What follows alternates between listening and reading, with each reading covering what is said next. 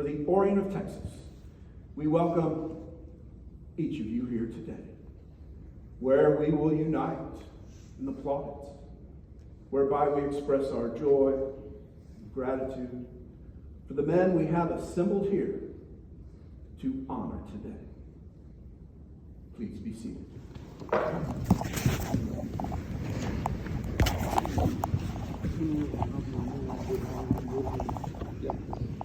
Brethren and guests, once again I want to welcome each of you here today on this very special occasion as we recognize these honorees. And because this is a public ceremony, I want to remind you, well, not remind you, but let you know that it is okay to take pictures, and we encourage you to do so. We understand that this will be the only time that these men receive this particular honor, and so we want you to document it as you see fit. Feel free to roam around the auditorium. We only ask that you do not come up on the stage or interfere with the ceremonial team in any way. Other than that, take as many pictures as you would like. Thank you.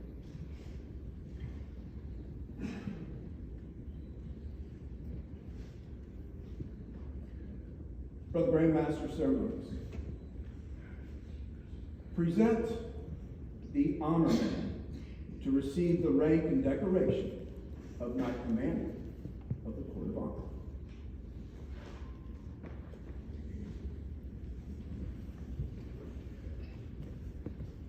Will the honorman please rise?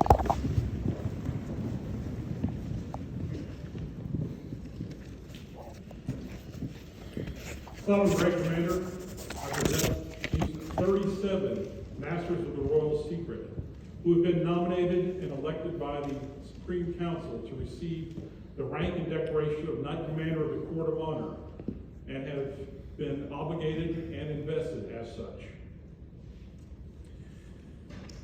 Brethren, I congratulate you upon the occasion of this singular honor. You may be seated.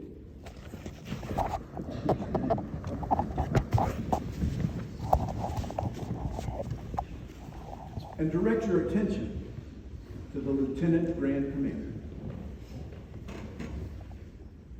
My brethren, the rank and decoration of Knight Commander of the Court of Honor was created by the Supreme Council on May 5th, 1870, at the instance of Grand Commander Albert Pike.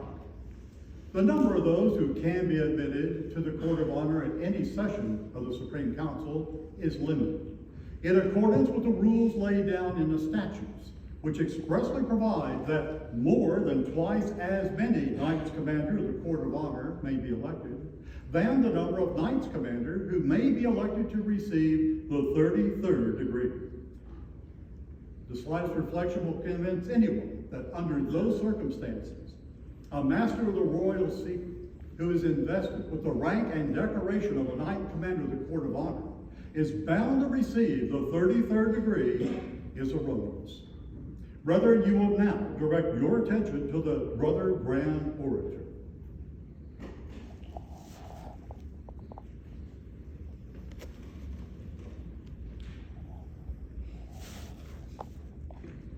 The form of government of the ancient and accepted Scottish rite of Freemasonry is that of a hierarchy. Do not imagine that we imitate that ecclesiastical hierarchy which has so long sought to dominate the minds, the hearts, and souls of men to make all wills subservient to their power. In the ancient books of our Masonic ancestors, the number of the angelic hierarchy was 9. It had its earthly counterpart, likewise 9 in number.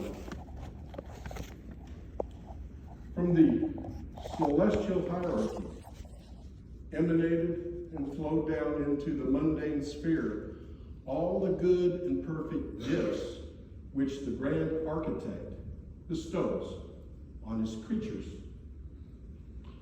And the divine current flows through into the terrestrial hierarchy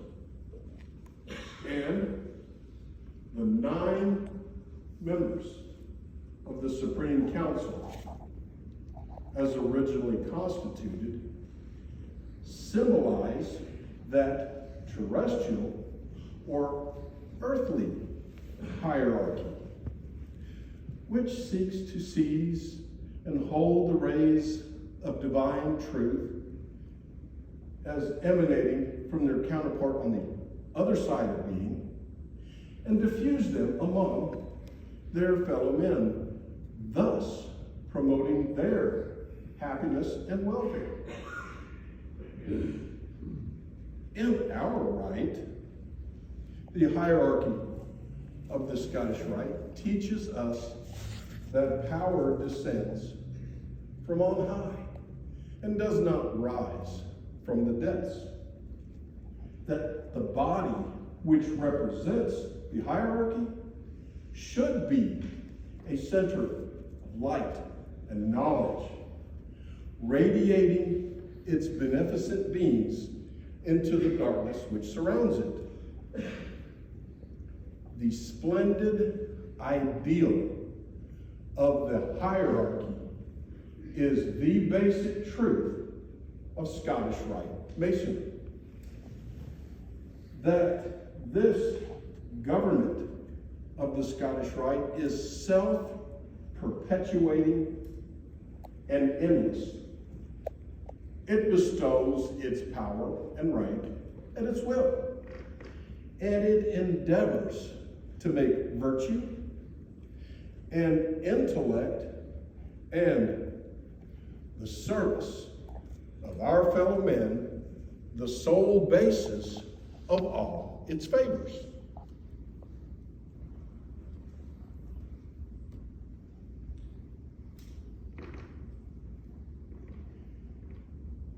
In the York or American rite of Freemasonry, if all the subordinate lodges die, the Grand Lodge, which governs them, dies. But in the Scottish Rite, all the subordinate bodies may die, yet the power of the Supreme Council persists in unabated vigor, and it may create new lodges, chapters, councils, and consistories.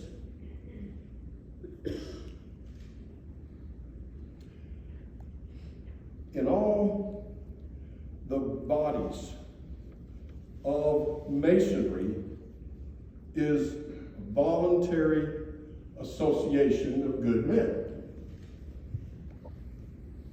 But if any brother should object to the principles of the Scottish Rite or to its form of government to which he swore allegiance to, he should withdraw from it and leave those who believe in it to follow their own convictions of duty. If you should hear any brother objecting to the hierarchical form of government, or unfaithful and false brother, or any clandestine pretender using his demagogical arguments against the hierarchical form of government, remember that ignorance is the mother of prejudice, and that ours is the voluntary government of a benevolent hierarchy, and not some false or spurious system of ecclesiastical tyranny. My brethren, you will now direct your attention to the Sovereign Grand Commander.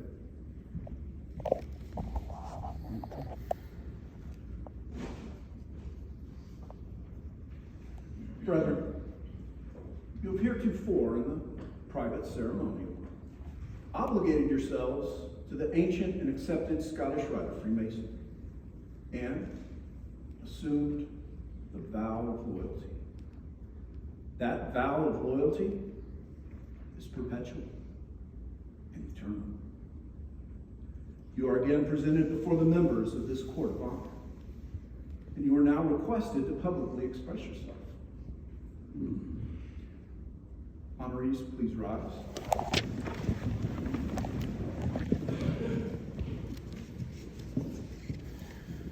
Brethren, place your right hand over your heart. And now I say, God grant me aid. God grant me aid To keep the solemn obligations to keep the solemn obligations I have made. I have made. Brethren, you may disengage your hands. Be seated. Congratulations to the Grand Prior.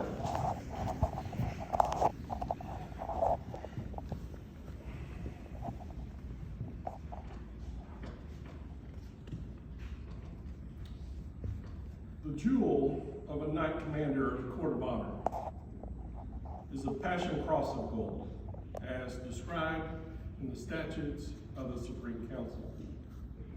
It shall be worn on the left breast, suspended by a white ribbon. My brethren, I invite your attention to the Grand Chancellor.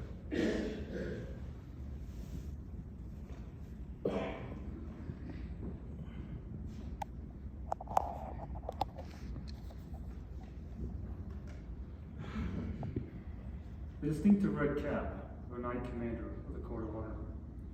May you be reminded of the zeal which you should now display in the cause of the Scottish Rite, to demonstrate that you have not forgotten the cause, nor the men who have honored it. My brethren, I now invite your attention to the Grand Minister of State.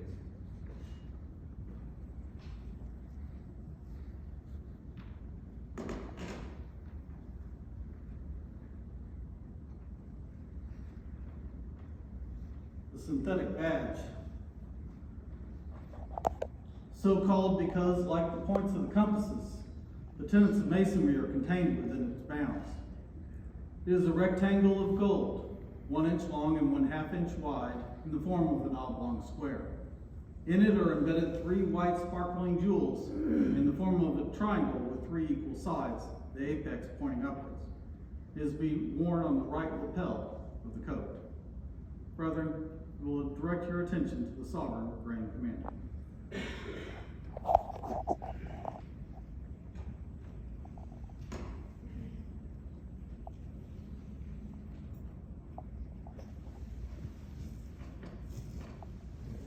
The belt without a sword completes your investiture with the rank and decoration of Knight Commander of the Court of Honor. The enemies of the Knights Commander of the Court of Honor are greed, cowardice, and fanaticism, along with ignorance, superstition, and tyranny.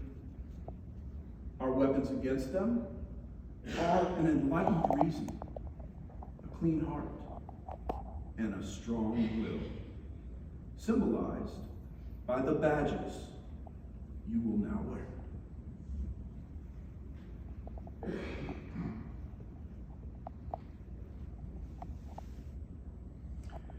Brother Grand Master of Ceremonies, you, with the assistance of the Grand Equerry, will take charge of the class.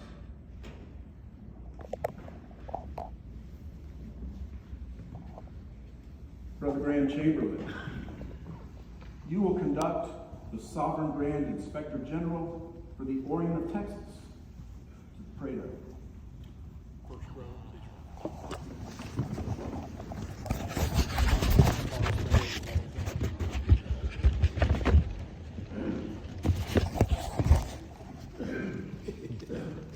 I now invite the personal representatives of the Sovereign Grand Inspector General to the front of the auditorium to place the red cap of Knight Commander upon the heads of our newest members of this Court of Honor. This will be a good place to take pictures, by the way.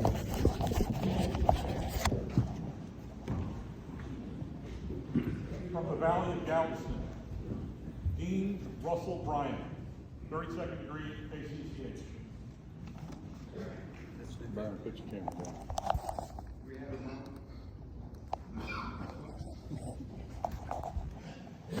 Want me to say it again? Yeah. Okay.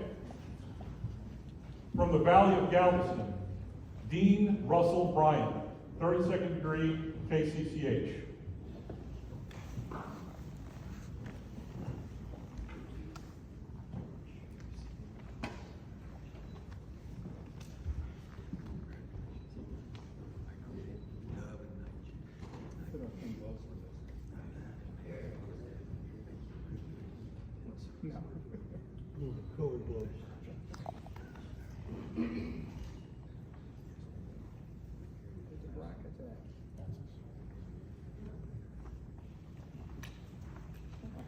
David Walter Matsis.